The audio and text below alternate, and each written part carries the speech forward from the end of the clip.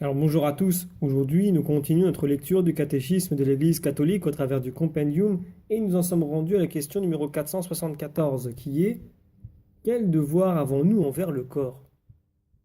Eh bien, une réponse brève pour commencer. Nous devons porter une attention raisonnable à la santé physique d'un autre et celle d'autrui en évitant le culte du corps ou toutes sortes d'excès. Doivent être aussi évités l'usage de stupéfiants qui causent de graves dommages à la santé et à la vie humaine, et aussi à l'abus de nourriture, d'alcool, de tabac et de médicaments.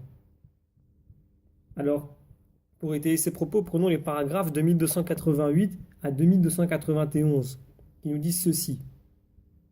La vie et la santé physique sont des biens précieux confiés par Dieu. Nous avons à en prendre soin raisonnablement en tenant compte des nécessités d'autrui et du bien commun.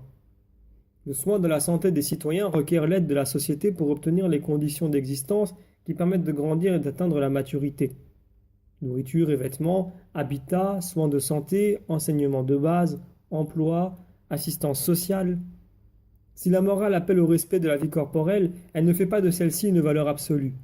Elle s'insurge contre une conception néo-païenne qui tend à promouvoir le culte du corps, à tout lui sacrifier, à idolâtrer la perfection physique et la réussite sportive.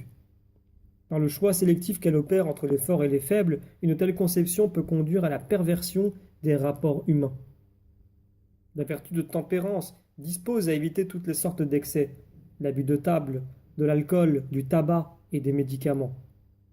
Ceux qui, en état d'ivresse ou par goût immodéré de la vitesse, mettent en danger la sécurité d'autrui et la leur propre sur les routes, en mer ou dans les airs, se rendent gravement coupables.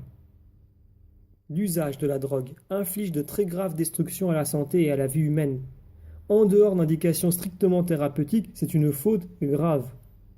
La production clandestine et le trafic de drogue sont des pratiques scandaleuses.